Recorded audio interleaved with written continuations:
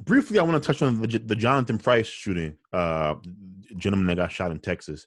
And look, I don't know what happened. I don't. I really don't. I have no idea what happened with Jonathan Price. I don't know either. I do think. Hold on.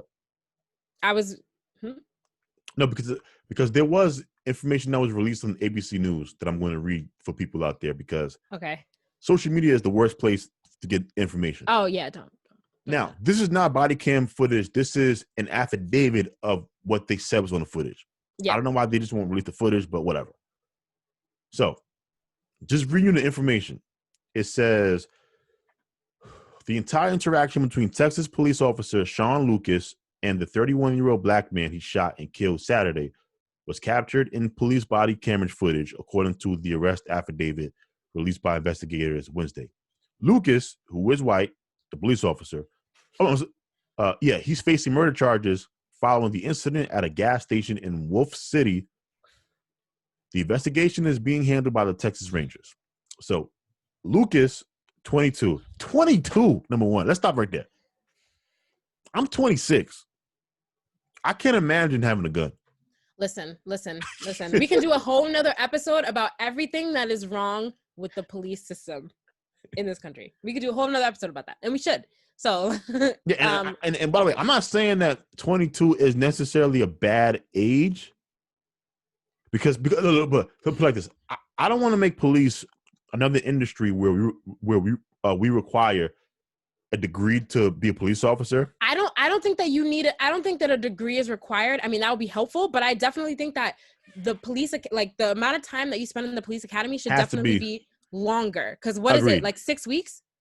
8 weeks? Yeah, pretty much. Yeah, I remember reading somewhere it takes longer to get a license to be like a hair beautician than it does to be a police officer. Yeah, like it's insane to me. And like I said, that could be a whole nother episode. So let me continue.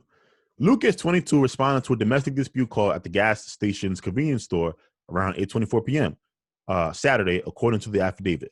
Price's family says Price was attempting to break up the dispute and didn't threaten anyone. Now, let me stop there. I was suspicious when I heard that because that was the same thing that they said about Jacob Blake.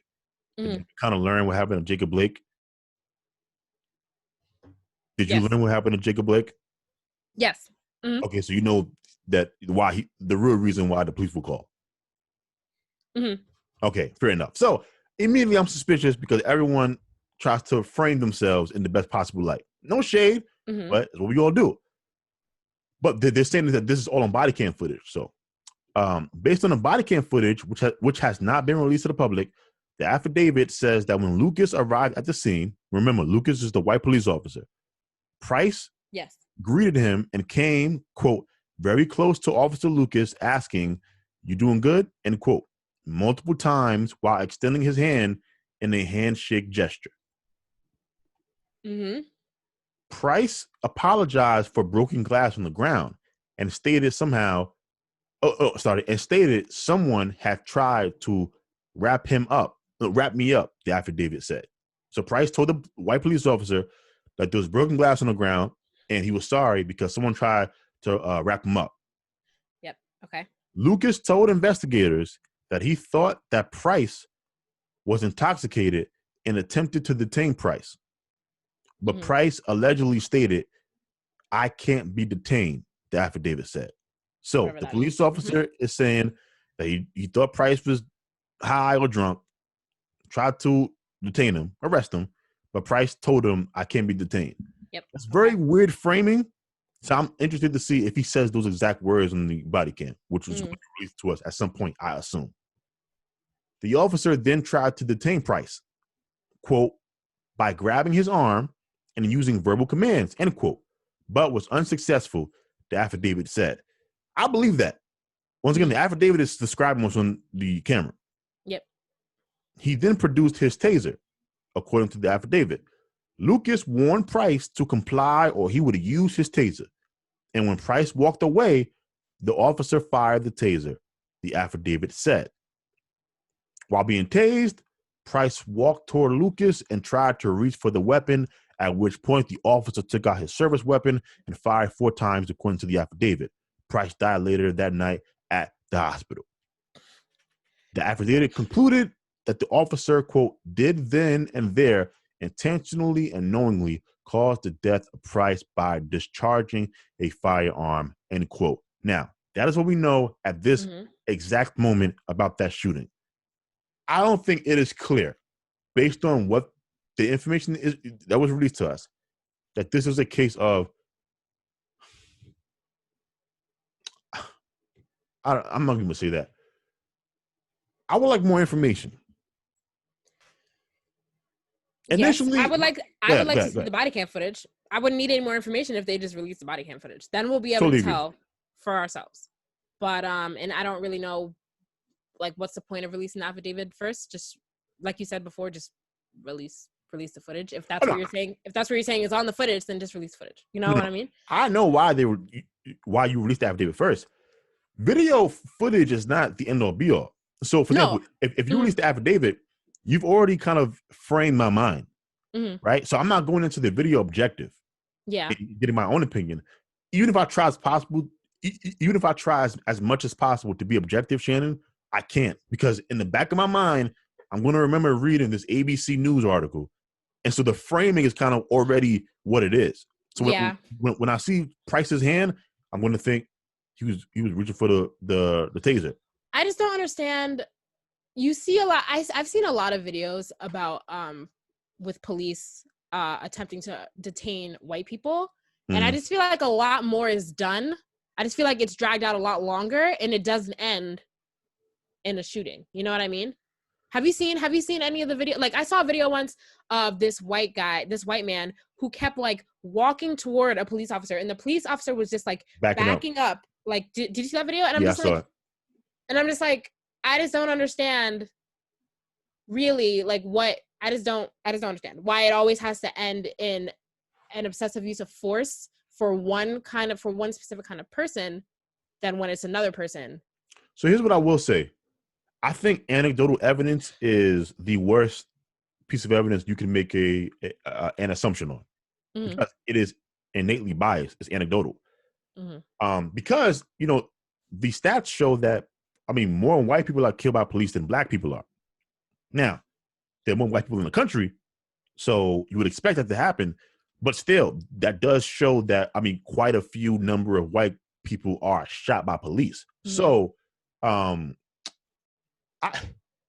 main takeaway is that, to me, this situation, we can kind of ask why he was so quick to want to put cuffs on Lucas.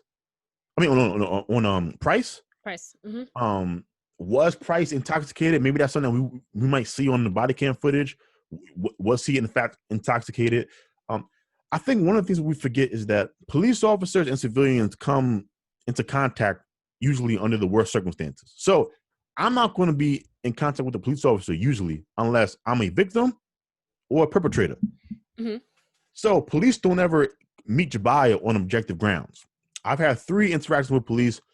All were pleasant except for the last one, and the last one I was guilty, right? First time, I got lost in Rye Playland, and I fell through the thing in the lazy river. You know. So I fell in the water. My older cousins left me there, and I was lost, and a white police officer found me, and he gave me to my family. Second time, it was, I think, 8th grade, 7th grade, something like that. I was a very great ballroom dancer, by the way, Shannon. You don't notice. Were you? I was. I used to wiggle them hips with the best of them. And I was really good. And so they put me in a program to do ballroom dancing during like the weekends as well. So my father dropped me off on the wrong side of Manhattan to go to the ballroom dancing class. I got lost. Police officer found me, was able to contact my my father, reunite me with him to take me home. Third time I had my interaction with the police, it was late at night. I was on my way home from work or school, one of the two. Either way, it was late. It was dark. On my way home, I had to pee really bad. Couldn't make it home. Wasn't possible.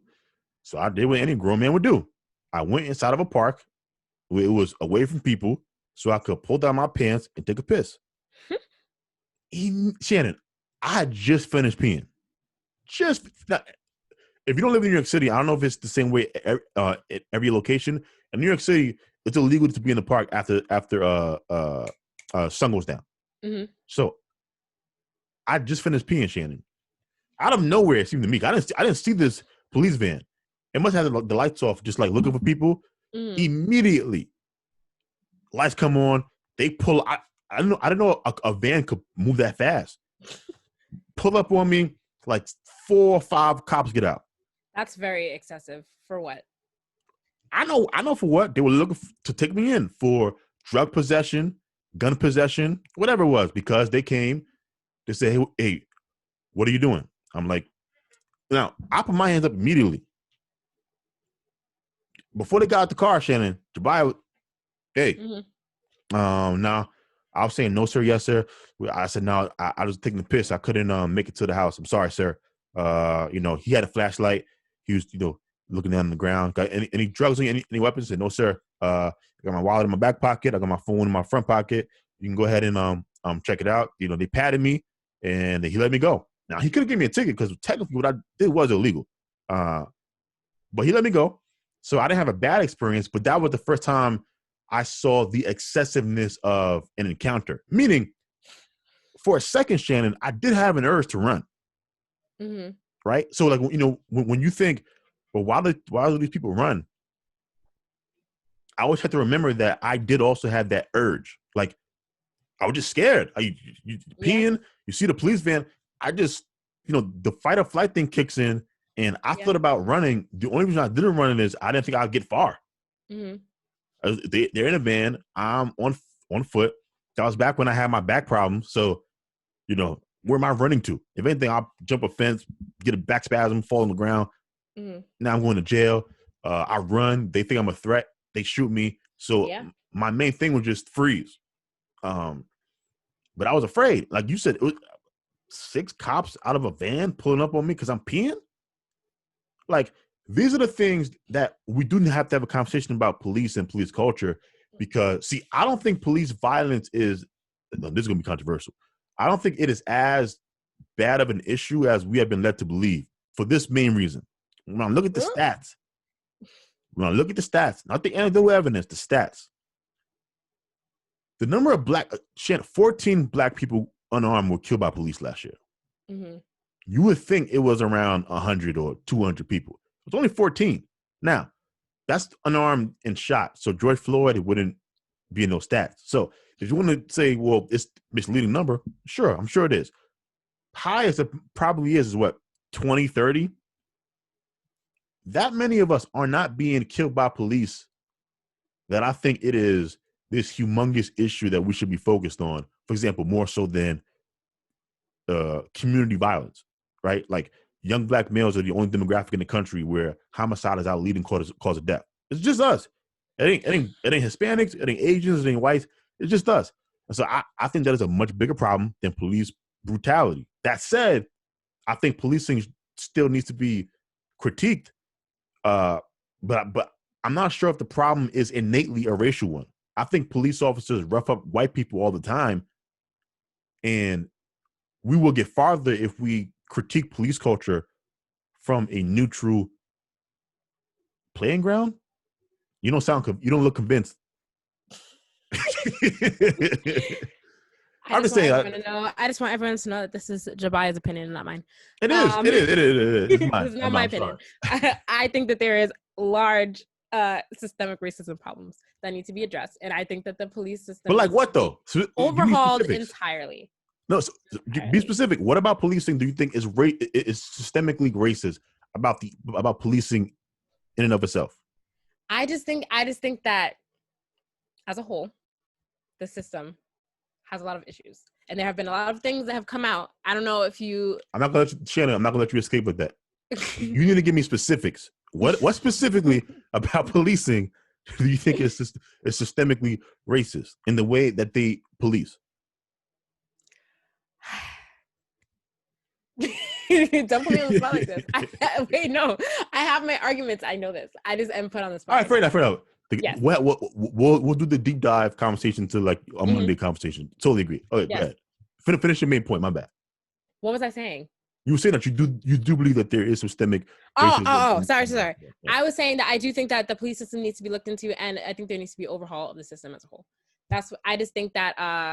Well, we agree there. I just disagree with the racism part. I think this is like a power thing more than it is a power thing, and I also think that it is a little bit of race thing. Okay, fair enough.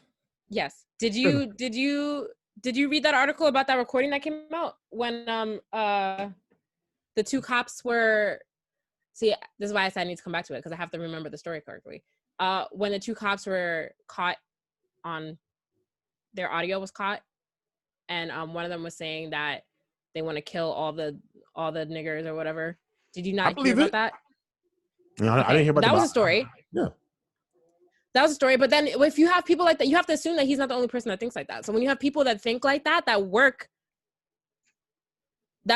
for a system where it's their job to protect and serve, but that's the way that they're thinking about Black people, then it makes me feel unsafe. True, Shannon. But statistically speaking, though, Black people are more likely to be killed by I understand. No. I understand the statistics of it. I'm just saying that this kind of breeding exists in the police force. So did you hear what I just said though? No, you didn't even finish your sentence. Sorry. Go ahead. No. I was just saying. I think you thought I was going to speak about Black on Black crime, but I wasn't. Okay. I was saying that Black people are more likely to be killed by Black police officers than white police officers. It's not even close, actually. White police officers, statistically speaking, are less likely to shoot Black assailants than Black police officers are. This is what I'm saying about anecdotes are not good to have conversations about because they're anecdotes. And we see what we want to see. You don't find it fishy that we never see any of these police shootings of like white people? We know that they happen. How come we never hear about them? Mm-hmm. We never hear about them. You know why? The media, they like the race stuff. They like stirring people up. They want clicks. The problem is it's awful to have actual conversation about these media stories because these are usually always the exception. I would love to see stories about white people getting shot by cops. It happens all the time, but the media, they don't show it to us. And I think they are contributing to stirring up some of this racial tension because don't you think racial tension would be a lot less tense if we saw all of these stories of white people getting shot by cops also? Oh, yes, I agree. And so I don't understand why they don't show it to us. I would like to also know the circumstances of the shootings of the white people by cops too. I want to know. Agreed. Yeah, totally agree. I want to know what happened and I want to know what led up to it versus how we see it from Black people as well. Yeah. My last thought about the Jonathan Price thing. Have you been seeing the conversation around the Jonathan Price stuff, the stuff that's not in the news? What'd you say? I said, have you been seeing the conversation around the Jonathan Price stuff, the stuff that's not in the news about, how he like on social media? Yeah. What are they saying? How he was he was really into dating white girls. He was not in full support of the Black Lives Matter movement. He thought that a lot of the conversation around police and Black people was overblown. Pretty much everything I'm saying outside of the white girl stuff.